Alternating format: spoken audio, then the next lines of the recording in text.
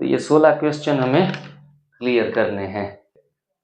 तो आपका पहला प्रश्न है, थोड़े हंसी भी आएगी, मिमिक्री भी हो जाएगी, फन भी है और नॉलेज भी है, गहराई भी है प्रश्नों में और फन भी है। तो आपका प्रश्न है कि अब एनडीएस की शिविर करने के बाद आपको सारी बातें समझ में आ गई। आपका प्रश्न है कि फल आपको खाना है या फल भोगना है? खाना है। खाना है। अच्छी बात है, बैठ जाओ। बोले चतुर माता जी हैं कि अब फल भोगना नहीं है। बहुत भोग लिया, पका हुआ खा खा के इतने सारे पक गए। आग पर चढ़ाया हुआ खा के आग पर जल्दी चढ़ने की तैयारी हम करते हैं। आग से जैसे खाना भी नीचे उतरेगा ना तो हम भी नीचे उतर जाएंगे। जितना चाहे स्वस्थ जीवन जी पाएंगे। इसलिए फल खाना है या फल भोगना है, सभी जवाब देंगे। खाना है, भोगना नहीं। फल कितनों को भोगना है, जरा हाथ खड़े करें। नहीं भोगना बेटे, मतलब जब तीनों हाथ जोड़ो। हाँ बाबा मैंने इतनी शक्ति दे, आगे मतलब कि ठीक हो जा। और ये सब क्या पर ध्यान दो। बराबर है, चलो 30 साल तक बच्चे पढ़ाए हैं, ये किस तरह पूछे हमने? हाँ। कोई कोई कहते हैं ना कि फल बहुत मीठे होते हैं, मुंह वो हो जाता है, कितना खाएं फल, मीठा हो जाता है। कुछ चटपटी चीजें दो, मसाले वाली चीजें दो, तेल वाली चीजें दो। हम कहते हैं तेल वाला तला तला खाएंगे ना तो तले में चले जाएंगे। तले तक चले जाते हैं, तब तक बोला और छोंक लगाओ और छोंक लगाओ। और भुना पिज्जा, बर्गर, मैगी का। हाँ, इसलिए हम कहते हैं ब्रेड बर्गर पिज्जा है नरक के वीजा। नरक में जाने का वीजा है। कोई कोई कहते हैं कि रोटी खाना है, मैंने कहा रोटी सबसे खोटी, रोटी सबसे खोटी, चिपक जाती है सीधी आंतों में जाके, उसमें गेहूं की तो खास, बाकी दूसरे आटे भी चिपकने वाले हैं। इसलिए हम कहते हैं आटा सेहत में घाटा, आटा सेहत में घाटा। ये छोटी छोटी लाइनें मैंने, जब मैं थिंकिंग करता हूँ ना तो कुछ छोटे छोटे ऐसे गुब्बारे निकलते रहते हैं। आपके लिए क्वेश्चन है कि एनीमा लेना है या एनीमा दिलवाना है? एनिमा लेना है। एनीमा लेना है, बिल्कुल सही जवाब, वेरी गुड, बहुत बढ़िया। कई लोग, बैठिए जी, कई लोग क्या कहते हैं, अभी हमें जरूरत नहीं है, एनीमा का कोई ऑप्शन दो ना। लेकिन हमारे पास इतने सारे मरीज आए हैं जो खुद ले ही नहीं पाएंगे, इसी ऐसी कंडीशन में आते हैं, फिर उनको क्या करना पड़ता है, एनीमा दिलवाना पड़ता है। वो बहुत कष्टदायी है। दूसरे लोग हमें देख कैसी हमारी लाचारी आ जाती है और देना भी पड़ता है। तो दिलवाने की नौबत ना आए, ज्यादा सोच विचार ना करें, एनीमा खुद के हाथों से खुद ले लेंगे तो कभी भी डॉक्टर के पास जाना नहीं पड़ेगा। इतनी ये सुंदर फायदेमंद प्रक्रिया है। एनीमा कभी भी हार्ड नली वाला नहीं लेना है, 1.5 लीटर से ज्यादा क्षमता वाला बोतल नहीं लेना है। ये बातें ध्यान में रखनी है। पूरा 2-2 डिब्बे एक साथ में नहीं लेने हैं, ये सावधानियां रखनी है। बाकी एनीमा लेना है, एनीमा लेना हर व्यक्ति के लिए, हर उम्र की व्यक्ति के लिए फायदेमंद ही है। दुबला हो या मोटा हो, हर किसी के लिए कुछ ना कुछ फायदा करेगा। एनीमा की आवश्यकता बनी रहना अच्छा है या एनीमा लेना अच्छा है? बहुत जो विचार नियम सारे प्रश्न है, आपको उससे ज्ञान भी अर्जित हो जाएगा, आपके प्रश्न भी समाप्त हो जाएंगे। पीछे जो भाई बैठे हैं, आप बताइए, एनीमा की आवश्यकता बनी रहना अच्छा है या एनीमा लेना अच्छा है? नमस्कार सभी को। क्या सर, एनिमा लेना अच्छा है? हाँ, आपका जवाब क्या है? लेना अच्छा है। एनीमा लेना अच्छा है, लेकिन कोई कोई कहेंगे मैं तो 2 साल से एनीमा ले रहा हूँ, 2-2 बोतल, तो ये कोई अच्छी बात नहीं है। ये तो आवश्यकता बनी है आपकी, क्योंकि रात को तो आटा दबा के खाना है, तो फिर सुबह उनको निकालना पड़ेगा। तो कभी भी एनीमा की आवश्यकता बनी ही रहे, हो सकता है कि आप बीमार फिर वापस ना हो। एनिमा कोई कोई तो 20-20 साल से यूज कर रहे हैं, फिर भी कोई भी दवाइयाँ नहीं खा रहे हैं, हेल्दी जी रहे हैं और रात को पानी पूरी, मसाले डोसे सब कुछ खा लेते हैं, जो भी आइटम मिले, गुलाब जामुन हो या रबड़ी हो सब कुछ खाते हैं, फिर शुगर बीपी नहीं आता उनको, क्योंकि कचरा गंद ठहरने ही नहीं देंगे। क्योंकि बीमारी का कारण है गंदगी का रुकना, बीमारी का कारण डालना नहीं है। बीमारी का कारण क्या है? गंदगी का रुकना। शुरुआत में तो गंदगी डालना ही मना है, लेकिन लोग क्या करते हैं कि 3 महीने 6 महीने हो गए, अब हमें तो मौज भी करनी है, खाते पीते जाना है ऊपर, तो फिर वो उल्टा सीधा खाते रहते हैं और बाद में एनिमा की आवश्यकता उनको सदा के लिए बनी रहती है। ये गलत बात हो जाती है। अब तो सुधरो, अब तो जीभ के ऊपर संयम रख लो, जरूरत के हिसाब से खाओ, चबा कर खाओ और कम खाओ, क्योंकि कम खाया तो ज्यादा पाया, ज्यादा खाया तो सब कुछ गवाया। ज्यादा भोजन लेना गवाना है, ज्यादा प्राप्त करना नहीं है।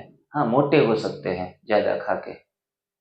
यहाँ गाय भैंस का दूध लस्सी पी पी के पहलवान पैदा होते हैं, लेकिन ज्यादातर पहलवान लोगों की आयु भी आप देखते हैं लंबी नहीं होती है।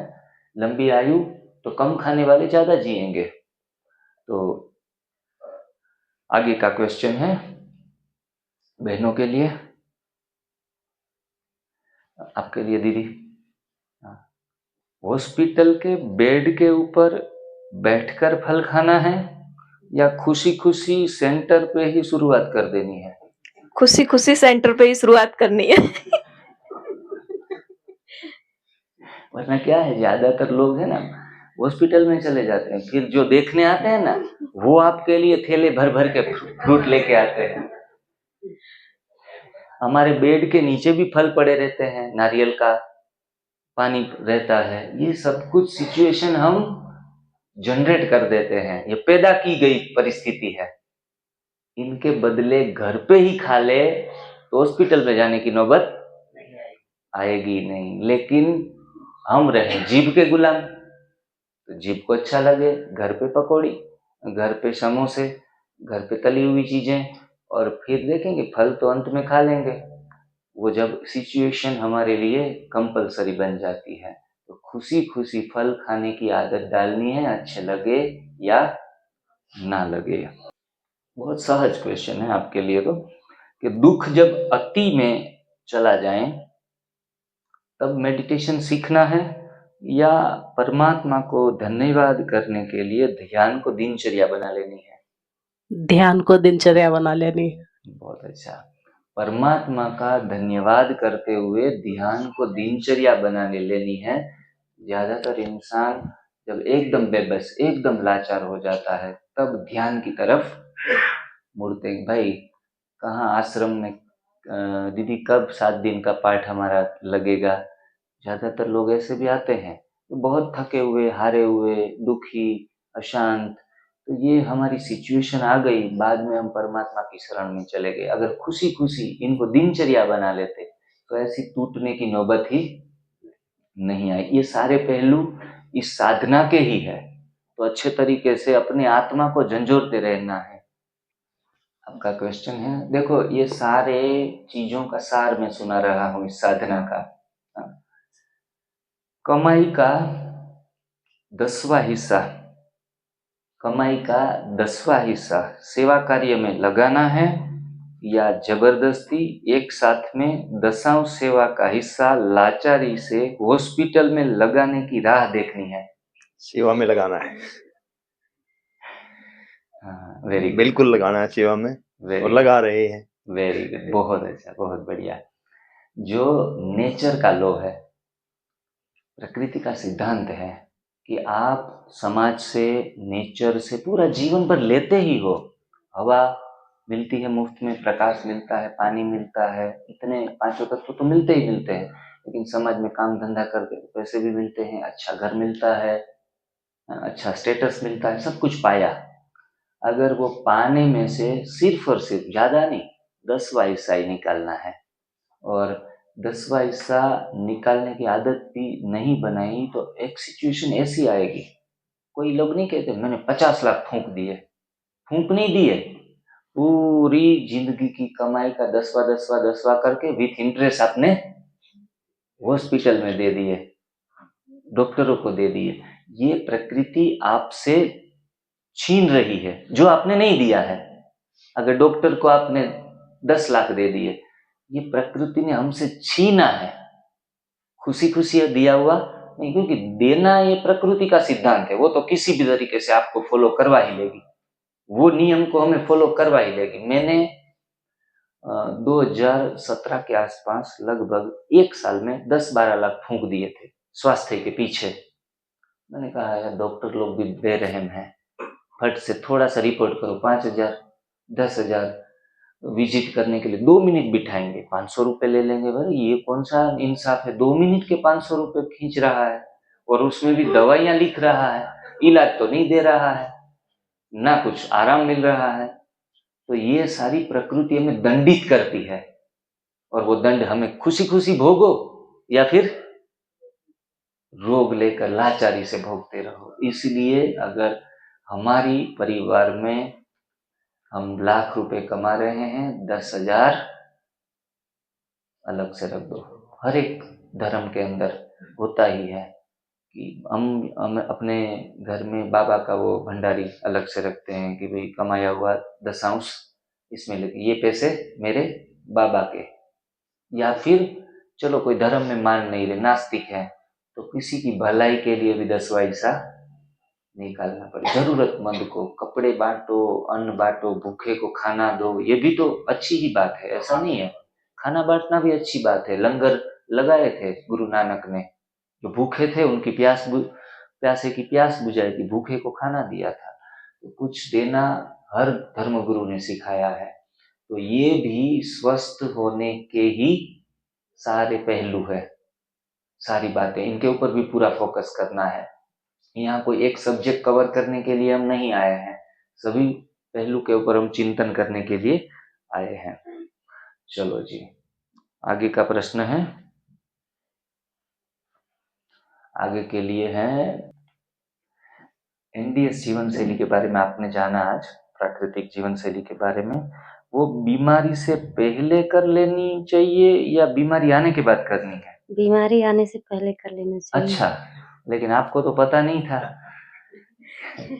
और आप बीमार हो गए, लेकिन आज आपको पता चल गया, तो चलो अभी आज से ही शुरुआत कर लें।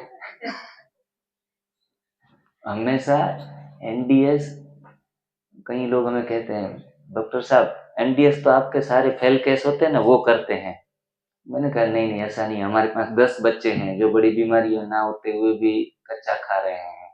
तो बीमारी आने से पहले कर लेना, इसमें ही समझदारी है, होशियारी है। Prevention is better than cure.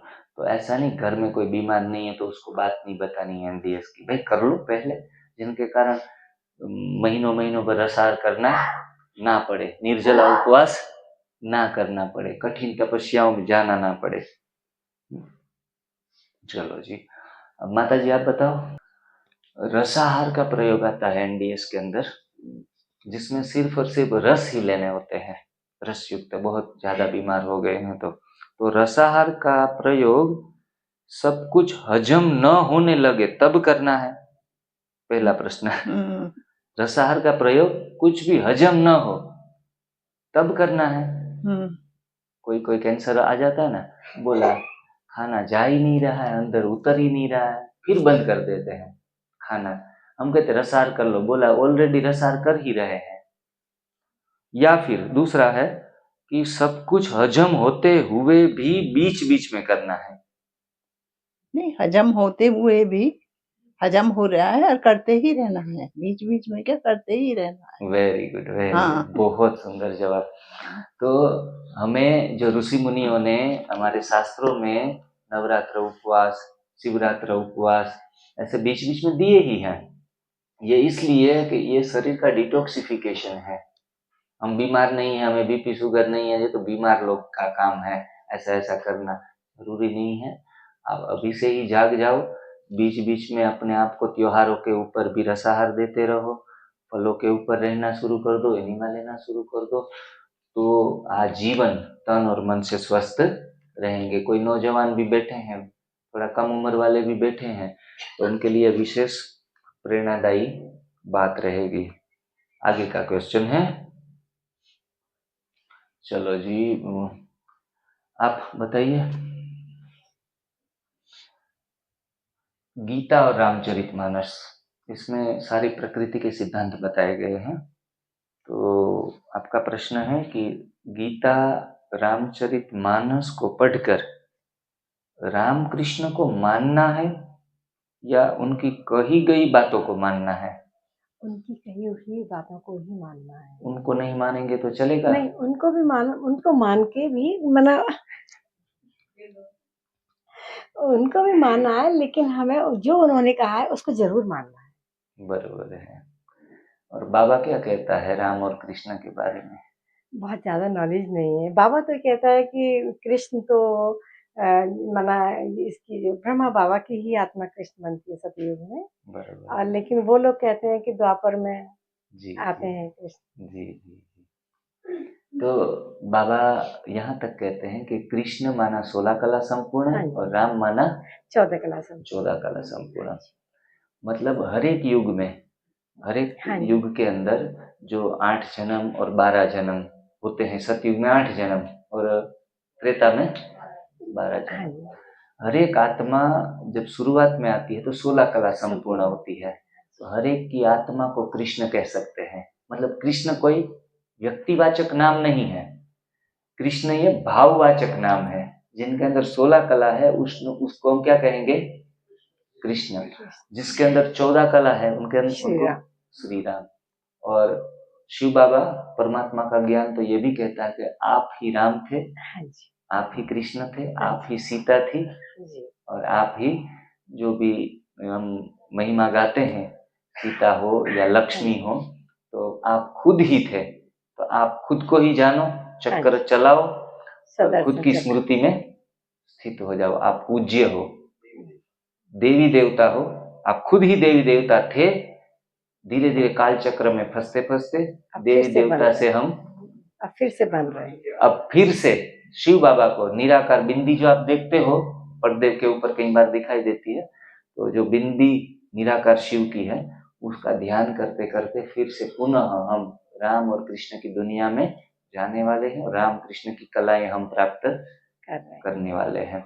मतलब अब हमें पुजारी से पूज्य से पुजारी बन रहे हैं। पूज्य से पुजारी बने थे।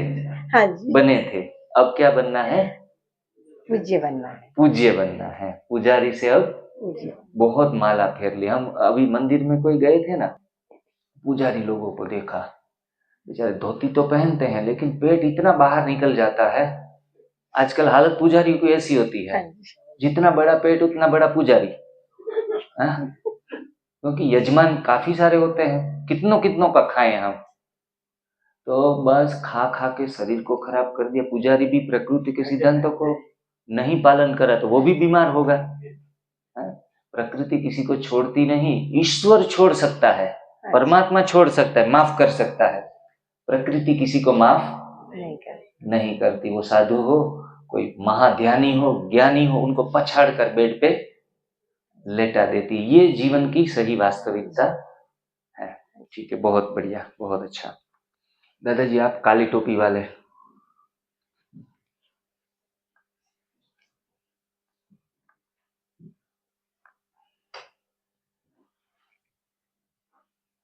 थोड़े अटपटे चटपटे सवाल भी हो सकते हैं।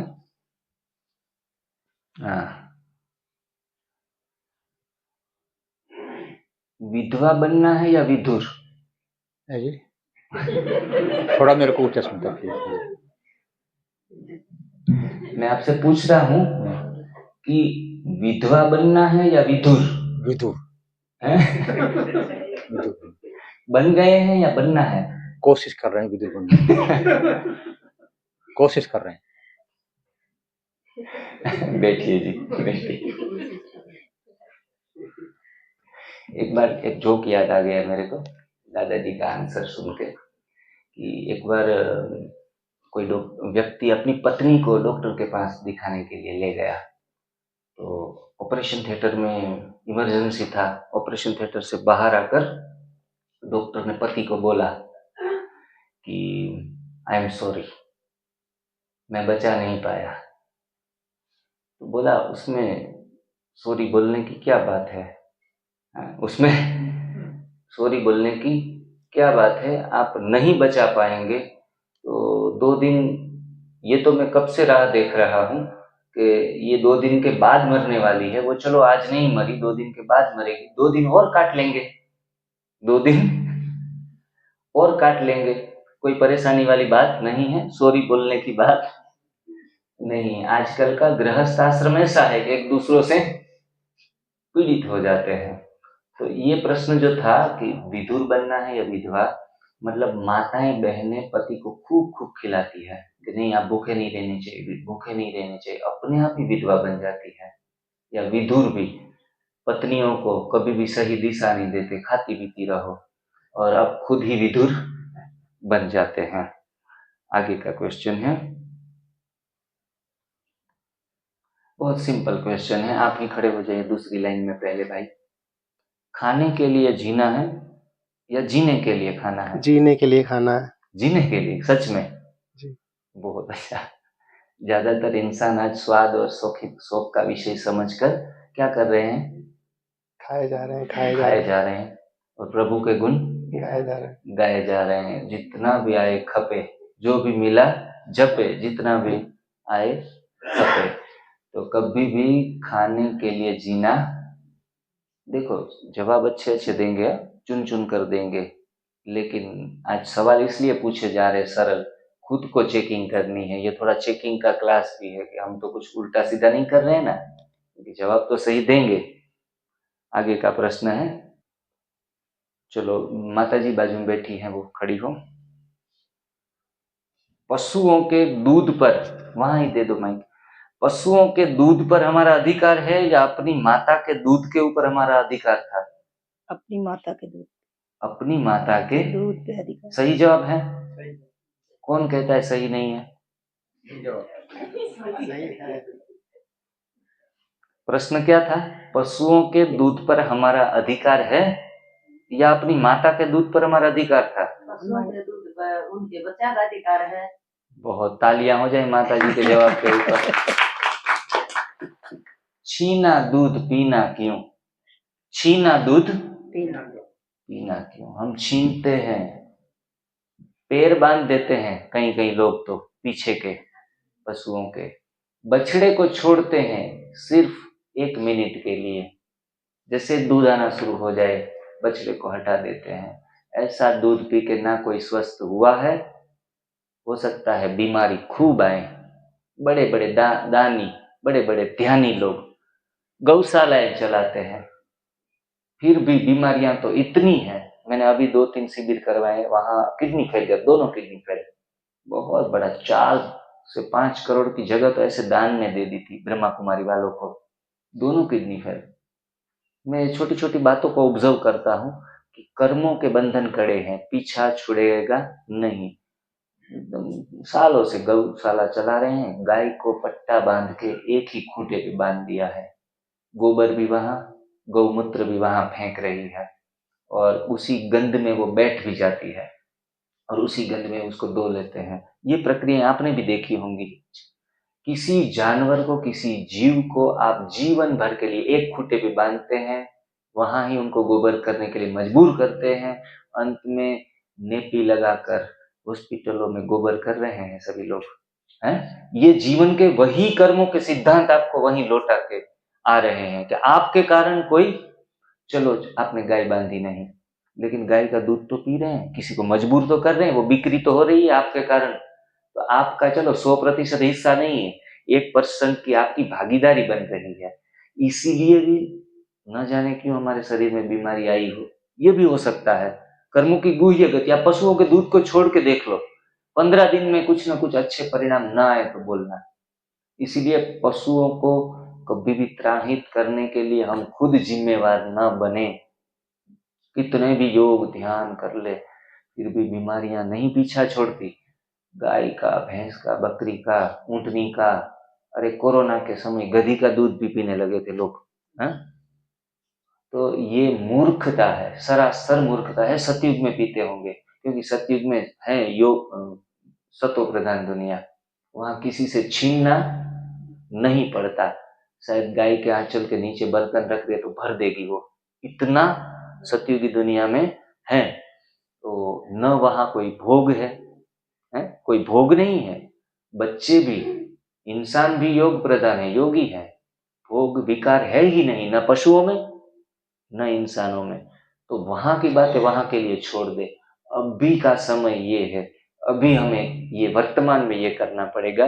दूध और दूध से बनी चीजें छोड़नी ही पड़ेगी। ये सबसे पहली एनडीएस में कंडीशन है कि दूध नहीं, छाछ नहीं, घी नहीं, मक्खन नहीं, कोई भी चीजों का, दूध से बनी हुई कोई भी चीज है। पालक पनीर का सब्जी बना लेते हैं पनीर डाल के, पनीर भी दूध का ही जो फटा हुआ हिस्सा है, सबसे बदबूदार और सबसे लास्ट का सड़ा हुआ हिस्सा पनीर, उनको हम सबसे ज्यादा प्राइस दे के खरीदते हैं। ये हम खा रहे हैं कि वो डिटेल्स में तो पूरा दूध का विषय में इतना वक्त भी नहीं है हमारे पास। पूरा 7 दिन सिर्फ मिल्क के ऊपर लेक्चर हो सकते हैं, इतना सारा मटेरियल है। लेकिन इन शॉर्ट में 2.5 दिन में छोटे पैकेट में बड़ा धमाका करना है। 2.5 दिन में सारी चीजें कर लें। कोई बात दिमाग में लॉजिकली समझ में भी ना आए तो सिर्फ और सिर्फ फॉलो अप कर लो 15 दिन के लिए। Don't use your logic and see the magic. Logic use करना 15 दिन के लिए बंद कर दो एंड सी द मैजिक। हमको काम लॉजिक से है या मैजिक से है जी? दोनों से। मैजिक से ज्यादा है मेरे ख्याल से, मैजिक से ज्यादा संबंध है हमारा। तो हमें तो मैजिक चाहिए। तो लॉजिक मैंने बहुत यूज करता रहता हूँ पूरे दिन में। वो आपका काम मैं कर लेता हूँ, आपको सिर्फ करना है और कर लोगे, पा लोगे, फिर सोचना आराम से। आइसक्रीम खाने जाओ तो कहेंगे कौन से दूध की बनी, कौन से ओसी बनी, कौन सा फ्लेवर डाला था, तो पिघल जाएगी आइसक्रीम। तो ज्यादा कोई तो 2-2 साल शिविरें करते रहते हैं, करते कुछ भी नहीं। धोखा और थोड़ा जान लेते हैं और थोड़ा जान लेते हैं, जानते जानते और 2 बीमारियां आ जाती है। हिम्मत नहीं जुटा पाते। कर लो भाई, दूध का दूध और पानी का पानी। 15 दिन में हो जाता है ये चीजें फॉलो करने के बाद। चलो जी, माता जी आप तो जवाब दे चुकी है। पीछे आप, हाँ जी, खड़े हो, वहां ही अपने स्थान के ऊपर ही खड़े हो जाएंगे, थोड़ा टाइम होना हो। बहुत सिंपल क्वेश्चन है। क्वेश्चन है, एक बार मरना है या बार बार? एक बार। एक बार। लोग क्या करते हैं? बार बार मरते हैं। दिन में बार बार मरते हैं, एक ही दिन में बार बार मरते हैं। अरे भगवान, मौत आ जाए तो अच्छा है। कोई माताएं तो ऐसे कहती है, दीदी हमारे वहां सेंटर के ऊपर, भाई जी विनाश कब होगा? मैं कहा आपको क्यों? घुटनों का दर्द बहुत सता रहा है, बाबा जल्दी बुला लेना तो परेशानी तो खत्म होती नहीं, हम ही खत्म हो जाएं। कमर का दर्द है, शुगर बढ़ा हुआ है, बीपी बढ़ा हुआ है। कोई भाई को पूछो तो बोला विनाश आपका वो ब्रह्मा कुमारी वाले कौन सी साल में होने वाला है, क्योंकि 50 लाख का कर्ज बढ़ गया है, मर जाए तो अच्छा, कर्ज तो देना ना पड़े किसी को। हम तंग होकर विनाश को ढूंढते हैं, बार बार मरते रहते हैं। तो सही है कि एक बार ही मरो, और वो भी खुशी खुशी। देखो बहुत इजी क्वेश्चन पूछ रहे हैं, मतलब घबराने की तो किसी को जरूरत पड़ती ही नहीं है, लेकिन चिंतनीय प्रश्न है, अपने आत्मा को जगाएंगे। पूजा पाठ, ध्यान या धर्म को ही साधना बनाना है, या आहार संयम से ही साधना की शुरुआत करनी है? आहार संयम से ही साधना कर रही है। सही जवाब है, बिल्कुल सही, बहुत सुंदर। हम ध्यान, धर्म, पूजा पाठ को इतना महत्व देते हैं। घर में भी पूजा होती है तो सभी लोग इकट्ठे हो जाएंगे, बहुत कुछ। उल्टा पूजा पाठ धर्म के दौरान और 2 मिष्टान ज्यादा खाएंगे, हैं? क्योंकि आज हमारे यहाँ पूजा है, तो सत्यनारायण की कथा भी बैठाएंगे, तो भी क्या करते हैं, सबसे अच्छे से अच्छा सीरा वो बनाते हैं, हम घी भी खूब डालते हैं। तो ये आहार संयम से ही कोई भी साधना हो उनकी शुरुआत करनी पड़ेगी, तब तक हमारा उद्धार नहीं है। चलो जी, भाई जी आप खड़े हो, हेल्थ मिनिस्टर। हाँ जी, हेल्थ के विषय में काफी अच्छा काम किया है। स्वस्थ होने के बाद, थोड़ा अटपटा प्रश्न है, थोड़ा अच्छे तरीके से जवाब दीजिएगा। स्वस्थ होने के बाद एक्सरसाइज करनी है, स्वस्थ होने के बाद एक्सरसाइज करनी है, या बीमारी के दौरान एक्सरसाइज या प्राणायाम करने हैं? बीमारी के दौरान करना है। बीमारी के दौरान करने हैं। सही जवाब या गलत? गलत। और थोड़ा सोच लीजिए, एक बार और मौका देते हैं। ये एनडीएस का पहलू है, इसलिए थोड़ा चिंतनीय सभी को मालूम भी पड़ेगा कि स्वस्थ होने के बाद एक्सरसाइज करनी है या बीमारी के दौरान एक्सरसाइज या प्राणायाम करने हैं। बीमारी अगर ऐसी हो कि हम बिल्कुल करने लायक नहीं हैं, तब तो उसको इग्नोर किया जा सकता है, लेकिन बीमारी को ठीक करने के पैकेज में प्राणायाम और एक्सरसाइज भी इंक्लूडेड होती है।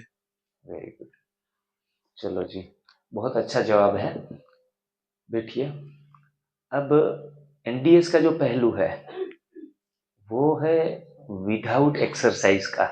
भाई जी गलत है, ये बात भी गलत है, भाई जी गलत है, वो बात भी गलत है, लेकिन यहाँ छोटा रोग हो या बड़ा रोग हो, एनडीएस के अंदर कोई भी एक्सरसाइज को किसी भी प्रकार का महत्व दिया गया नहीं है। ठीक है।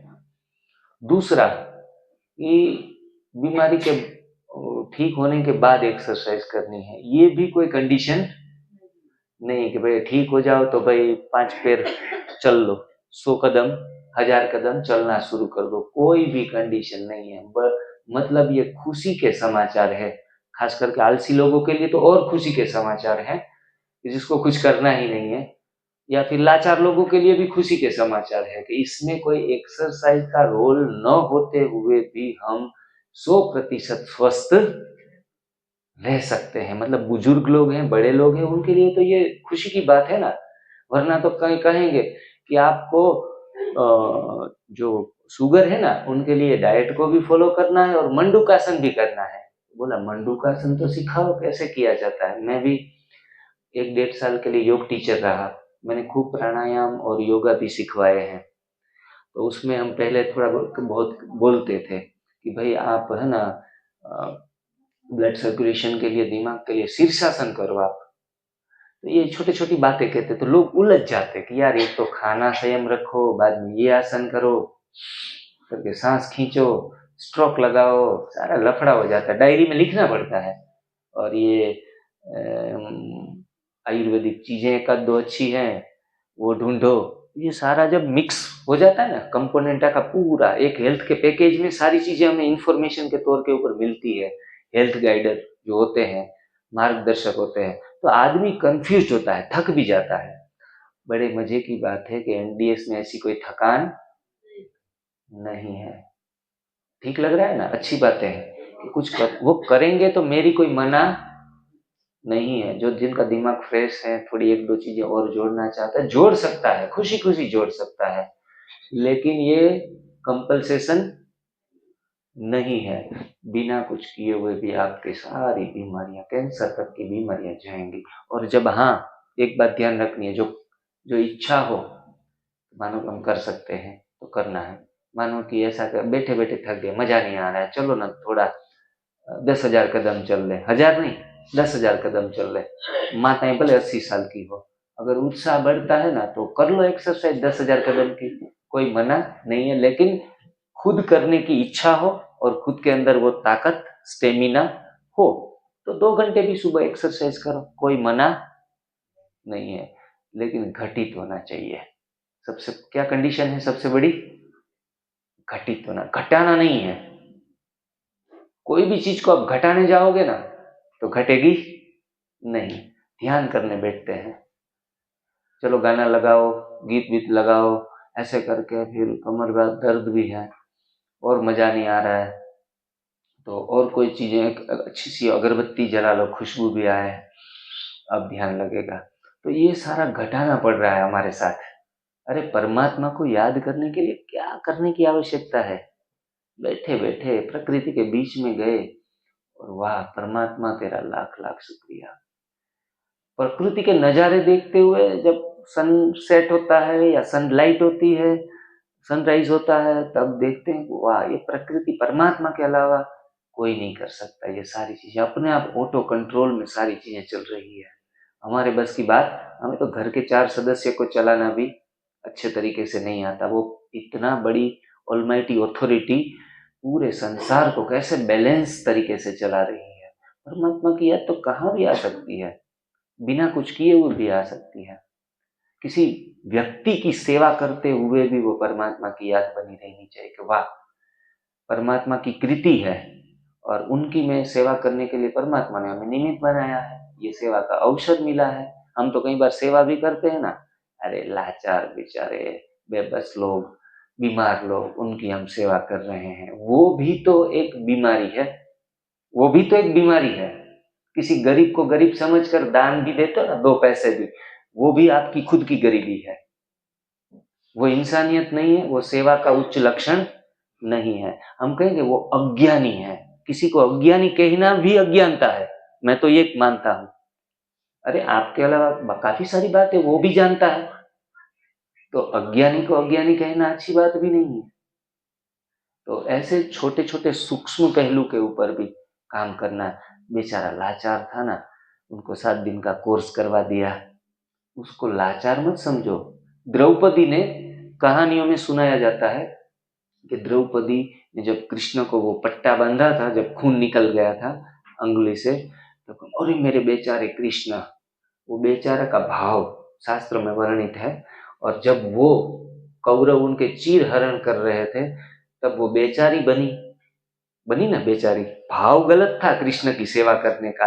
कृष्ण तो वैसे भी इतने कपड़े उनको दे देता, लेकिन जिस भाव से की गई सेवा उसी भाव से वापस लौटकर आती है। इसलिए सेवा में भी अवश्य ध्यान रखें, कभी भी सेवा हमेशा ऐसे नहीं, ऐसे करो, लेने वाले का हाथ ऊपर हो, उनको आपसे आगे रखो, ये सेवा में सीखने के लायक है। आप किसी भी व्यक्ति, ब्रह्मा कुमारी इसमें कोई भी सेवा करो, कोई आए लेसन करने के लिए, कोई तकलीफ में है, तो अवसर समझकर सेवा कर देनी है। और कर्ता का भाव कभी भी, ये तो हम सब जानते हैं, कर्ता का भाव रखने से दुखी होंगे और साधन समझने से क्या होंगे, सुखी। तो सेवा, कर्तव्य, कर्म भी, साधना भी साधन समझकर करेंगे तो सुखी आएगा, कर्ता से करेंगे तो दुखी आएगा। शुरुआत में मैं थोड़े बहुत ऐसे घूमता था तो बोला बहुत थक जाता था, क्योंकि कर्ता का भाव तो मिटता नहीं है। वैसे मैं कर रहा हूँ, मैं करवा रहा हूँ, तो ये भी थकान लाता है। देखो ये स्वास्थ्य के सूक्ष्म पहलू है। आप कहेंगे कहाँ से ये स्वास्थ्य से आध्यात्मिकता को क्यों जोड़ रहे हो? अध्यात्म ही स्वास्थ्य ही है। अध्यात्म अगर आपके जीवन में नहीं है तो कच्चा खाते खाते भी 100% आप ठीक नहीं होंगे। अध्यात्म जीवन की एक जरूरत है, वो कोई फैशन नहीं है।